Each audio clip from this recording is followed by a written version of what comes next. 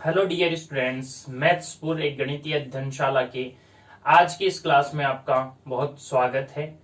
आज कक्षा 10 की मैथ्स का हम टॉपिक ले रहे हैं, वो है रियल नंबर्स, वास्तविक संख्याएं। वास्तविक संख्याओं के बारे में सबसे पहले हम बेसिक जानकारी लेंगे, उसके बाद में हम प्रश्नावलियों के अनुसार एग्जाम्पल्स लेते हुए सोल्व करते हुए उन्हें आगे बढ़ेंगे। तो सबसे पहले आज की क्लास में हम पढ़ने वाले हैं वो बेसिक बातें, वो बेसिक जानकारी जो हमें रियल नंबर्स पढ़ने से पहले पता होनी चाहिए। तो हम शुरू करते हैं। सबसे पहले हम बात करेंगे किसकी, प्राकृत संख्याएं। देखिए प्राकृत संख्याएं, नेचुरल नंबर्स क्या होते हैं हमारे पास। देखिए 1, 2, 3, इसके बाद में अनंत तक चले जाइए, सभी संख्याएं क्या है, प्राकृत संख्याएं हैं। दूसरी संख्याएं बात करें तो वे हैं पूर्ण संख्याएं।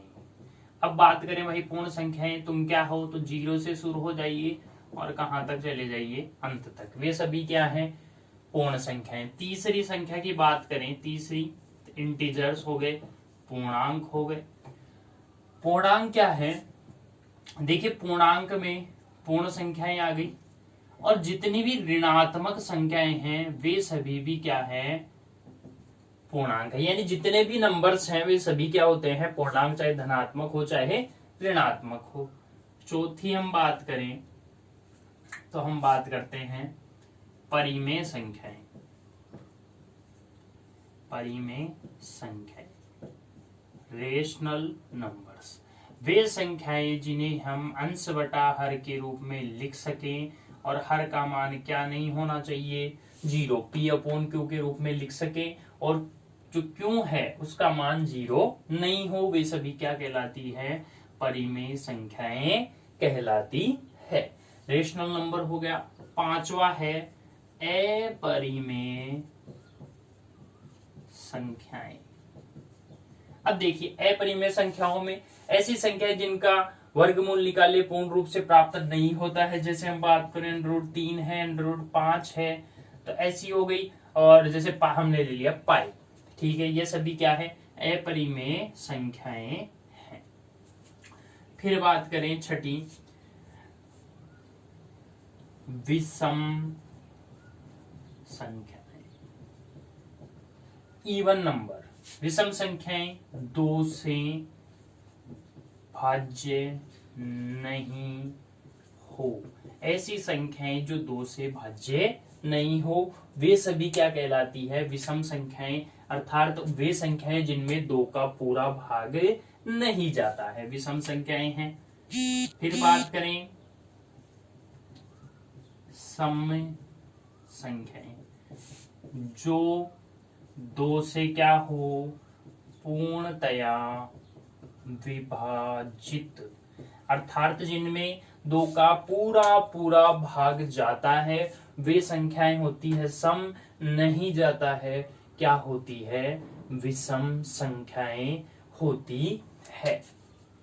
फिर हम बात करें अभाज्य संख्याएं। ध्यान से सुनिएगा, क्या होती है अभाज्य संख्याएं, वे संख्याएं जिनमें 1 का भाग जाए और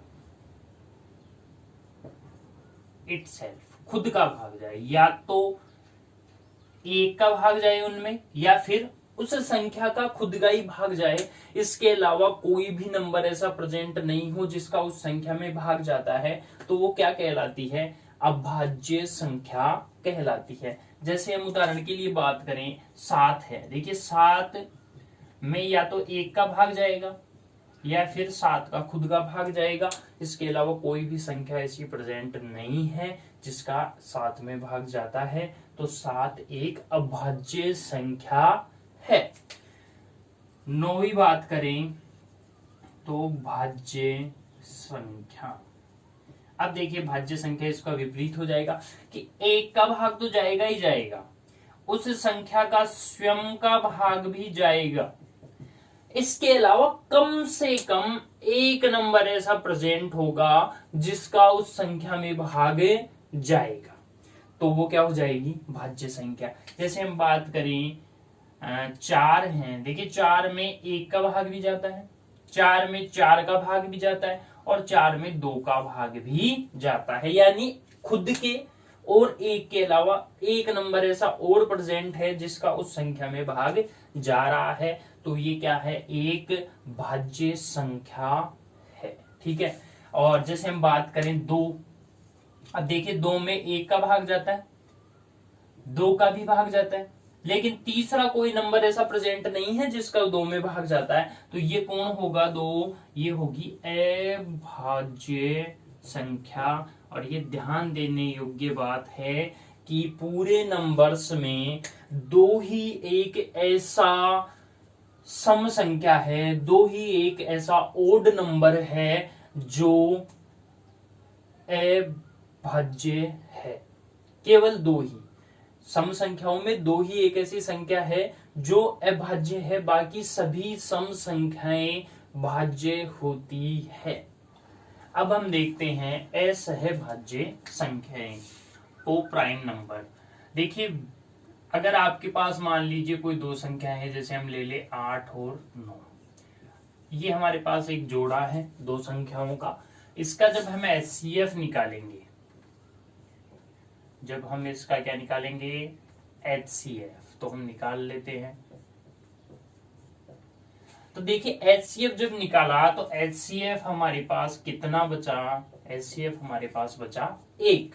HCF कैसे निकालते हैं, अभाज्य गुणनखंड किए, दोनों संख्याओं के हमने अभाज्य गुणनखंड किए, और वहां से हमारे पास HCF निकालने के लिए वो संख्या हम लेते हैं, वो संख्या हमें लेनी होती है जो दोनों तरफ के भाज्य गुणनखंड में कॉमन हो और सबसे कम बार हो। कॉमन कुछ है ही नहीं 1 के अलावा, तो हमारा HCF क्या बच गया, 1। तो ऐसी संख्याएं असहभाज्य संख्याएं कहलाती है जिनका जब HCF निकाला जाए तो वो कितना बचे, वो बचे हमारे पास 1। शांत दशमलव प्रसार की बात करते हैं। देखिए आपके पास कोई संख्या है, जैसे ये हो गया आपके पास 3/5, आप इसको सोल्व करते हैं तो ये 0.6 यानी डेसिमल के बाद में ये हल हो गई। ठीक है, डेसिमल के बाद में 1 डिजिट तक या 2 डिजिट 3 तक सोल्व हो जाता है, वहां पे भाग चला गया। तो ये प्रसार कैसा है, ये दशमलव के बाद में जो प्रसार है ये शांत प्रसार है, रुक रहा है, खत्म हो रहा है। लेकिन ये अशांत तब कहलाएगा जब ये रुके ना, जैसे हम यहाँ पे सोल्व करते हैं तो ये ऐसे चलता ही जाएगा। ठीक है, रुकेगा नहीं, कहां तक, अनंत तक या बहुत सारे डिजिट तक ये क्या होगा, आगे चलता जाएगा। ये क्या है, अशांत दशमलव प्रसार है। ठीक है, अब सबसे महत्वपूर्ण जो हमारे यहाँ बहुत काम में आएगी वो है यूक्लिड विभाजन प्रमेयिका। ठीक है, ये देखिए क्या कहती है, A बराबर BQ प्लस R। ये वही है भाज्य बराबर भाजक गुणा भागफल प्लस शेषफल। देखिए उसी से हम तुलना कर सकते हैं, भाज्य A हो गया, भाजक B हो गया, भागफल Q हो गया, शेषफल R हो गया। शर्त है यहाँ पर जो 0 है शेषफल या तो उसके बराबर हो या बड़ा हो, लेकिन B से क्या होना चाहिए, छोटा। A व B यहाँ पर क्या है, धनात्मक पूर्णांक। A और B यहाँ पर क्या है, धनात्मक पूर्णांक है। क्यों हमारा क्या है, भागफल है, और R हमारा क्या है, शेषफल, रिमाइंडर। ठीक है, तो अगर ये शर्त का पालन करती, ये शर्त है यूक्लिड विभाजन प्रमेयिका की, ये कहती है आपके पास A बराबर BQ प्लस R है, यानी भाज्य बराबर भाजक गुणा भागफल प्लस शेषफल टाइप।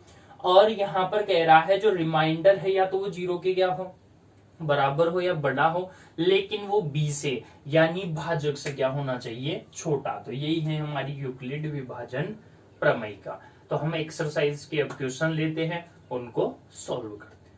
अब लेते हैं हम एक्सरसाइज 2.1 का पहला क्वेश्चन जो आपके सामने स्क्रीन पे है। कह रहा है कि दर्शाइए कि एक विषम धनात्मक पूर्णांक संख्या का वर्ग 8q+1 8q+1 के रूप में होता है जहां q एक धनात्मक पूर्णांक है। ठीक है, हमें दर्शाना है कि एक विषम धनात्मक पूर्णांक संख्या 8q+1 के रूप में होती है, का वर्ग 8q+1 के रूप में होता है और q क्या है, धनात्मक पूर्णांक है। तो हम हल की बात करें, सबसे पहले देखिए हमें वर्ग की बात करनी है और वर्ग किस रूप में होता है ये उसने सिद्ध करने के लिए बोला है कि 8q+1 के रूप में होता है क्या, और साथ में ही उसने ये भी कहा है कि विषम धनात्मक पूर्णांक संख्या है। तो हम सबसे पहले कहेंगे माना ए एक विषम धनात्मक पूर्णांक है। अब हमें वर्ग को सिद्ध करना है 8q+1 के रूप में। देखिए ये उसी प्रकार का है, अगर हम तुलना करें यूक्लिड से a बराबर bq+r, यानी देखिए जो ये q का गुणज है ये वास्तव में क्या है, b है, और ये किसको डिफाइन करेगा, r दे। और हमने अभी बात करी थी पहले, हमने कहा था जो शेषफल है वो भाजक से छोटा होगा। अब देखिए यहाँ भाजक अगर 8 है तो रिमाइंडर शेषफल हमारे पास में क्या हो सकता है, 0 से लेके 7 के बीच में कुछ भी हो सकता है।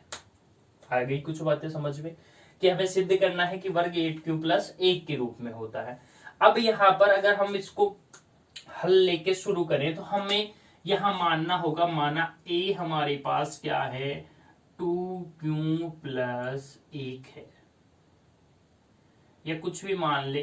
देखिए हम यहाँ पर जो ये है b, इसको 2 भी ले सकते हैं और 4 भी, 8 भी, 16 भी। ठीक है, यहां से हमें लास्ट में वर्ग करके सिद्ध करना है, यहाँ 8 चाहिए हमें। देखिए 2 से भी 8 मिल जाएंगे, 4 से भी 8 मिल जाएंगे, 8 से 8 मिल ही जाएगा, और 16 से भी हम 8 प्राप्त कर सकते हैं। हम देखते हैं, समझते हैं किस प्रकार से हम कर सकते हैं। सबसे पहले मैं 2 से बात करता हूं कि अगर 2 से हम इसको हल करते हैं तो कैसे लेते हैं। रिमाइंडर भी हम देखिए कोई सा भी ले सकते हैं, 0 1 2 3 4 5 6 7, लेकिन हमें क्या चाहिए, रिमाइंडर 1 हमें 1 ही प्राप्त करवाएगा। अगर आप 2 लोगे तो जब आप यहाँ पे इसका वर्ग करेंगे, हम इसको आगे इसका वर्ग करेंगे, क्योंकि हमें वर्ग में ही तो पूछा है, वर्ग करेंगे तो फिर 2 लेंगे तो हमें प्राप्त होगा 4। हालांकि हम चाहे देखिए 3 से कर सकते हैं, विषम से कर पाएंगे, सम से नहीं हो पाएगा। वहां पे समझते हैं, वो भी हम देखते हैं। इस प्रश्न को अलग अलग प्रकार से हम करके समझते हैं। सबसे पहले हमने a बराबर क्या मान लिया, 2q+1, कि a तो किसके बराबर है, 2q+1 के बराबर है। और यहां पर एक बार इसको हम वर्क कर लेते हैं, तो वर्क करते हैं दोनों पक्षों का वर्ग करने पर। अब देखिए क्या हो जाएगा, a का स्क्वायर 2q+1 का क्या हो जाएगा, स्क्वायर। हल किया तो a², यहां से इसको हल किया तो देखिए 2 दूनी 4 q² प्लस 2ab, ठीक है, a+b का होल स्क्वायर क्या हल होता है, a² plus b² plus 2ab। तो 2ab लिखेंगे तो क्या हो जाएगा, 4q+1। अब देखिए यहां से अगर हम कॉमन लाएं तो ये आ जाएगा हमारे पास कॉमन में, और ठीक है 4, और यहां से हो जाएगा ये 4q, तो ले लिया q+1+1, ठीक है, ये हो गया हमारा a²। 4q हमने यहां से कॉमन ले लिया, 1 हमें चाहिए था वो हमें प्राप्त हो ही गया, उसको हम वैसे ही रहने देंगे। अब देखिए हम यहां कहेंगे कि देखिए q क्यू प्लस 1। यहां पर हम बात करें तो देखिए यहां पर हमारे पास क्यू का मान क्या हो सकता है, हमारे पास क्यू क्या हो सकता है, 0 1 2 3 4 हो सकता है। ठीक है, तो यहां पर अगर हम क्यू का मान कितना रख दें, 1। देखिए जब यहाँ क्यू का मान 1 रखेंगे तो ये क्या आ जाएगा, 1 प्लस 1, और ये हमारे यहाँ से क्या मिल जाएगा, 2। अब इसको अगर 2 माना तो इसके साथ में हम क्यू और लिख देंगे, गुणज में कह देंगे क्यू एक धनात्मक पूर्णांक है। क्यों क्या है, एक धनात्मक पूर्णांक है। अब जब ऐसा हमने इसको लिख दिया, यानी इस पूरे को हम क्या लिख सकते हैं, 2q। क्या लिख सकते हैं, 2q। तो ये क्या हो जाएगा, a² बराबर 4 गुणा 2q प्लस 1, और हल किया तो ये क्या हो गया, 8q प्लस 1। और हमें यही क्या करना था, सोल्व करना था कि एक धनात्मक विषम धनात्मक पूर्णांक है और इसका वर्ग किस रूप में होता है, 8q प्लस 1 के रूप में होता है। दोबारा समझ लीजिए, हम सबसे पहले हमने माना a बराबर 2q प्लस 1 है। अब यहाँ पे आप क्यों भी मान सकते हो, n भी मान सकते हो। ठीक है, जैसे अगर हम यहाँ पे इसको मान लेते हैं n, तो भी क्या हो जाएगा n, यहाँ भी क्या हो जाएगा n, यहाँ भी हो गया n।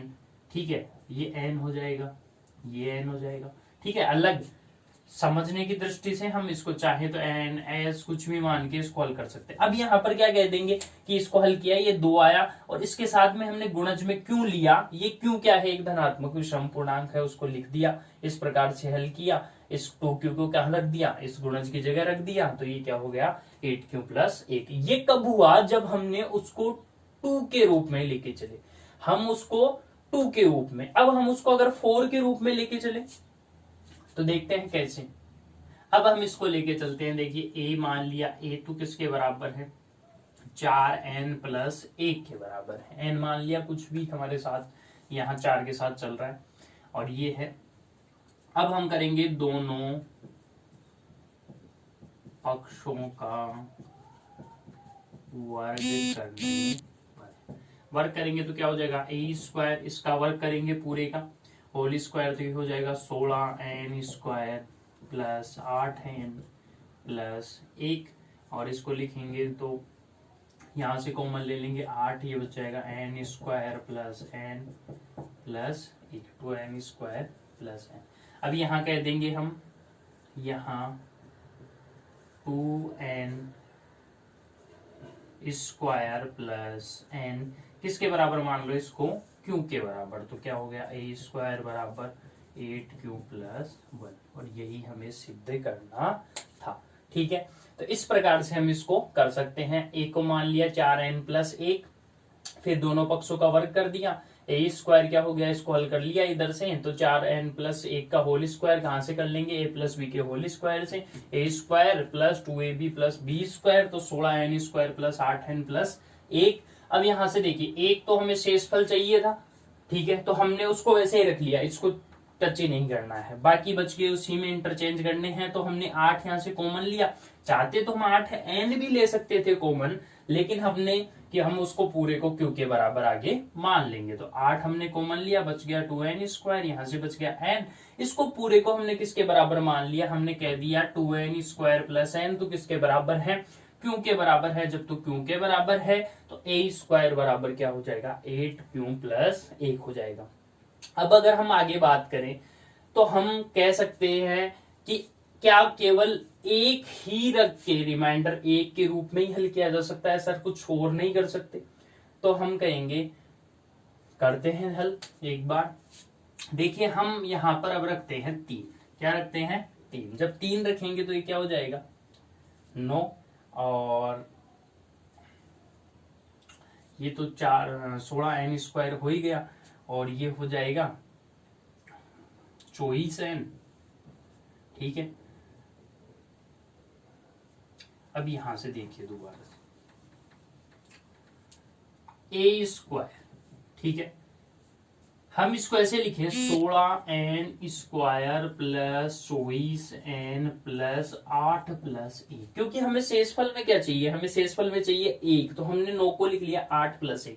अब देखिए यहां से कॉमन क्या आ गया, यहां से कॉमन आ जाएगा 8 आ गया, ठीक है, तो बच गया क्या 2n square plus 3n plus 1 plus 1। ठीक है, अब हम क्या कह देंगे, यहां कह देंगे यहाँ 2n square plus 3n plus 1 किसके बराबर है, क्यू के बराबर। पूरे को किसके बराबर मान लिया, क्यू के बराबर, तो वही आ गया। देखिए a स्क्वायर क्या आ गया 8q प्लस, और यही हमें बताना था कि विषम धनात्मक पूर्णांक का वर्ग किस रूप में होता है, 8q प्लस 8 के रूप में होता है। ठीक है, इस प्रकार से हम इसको हल कर सकते हैं।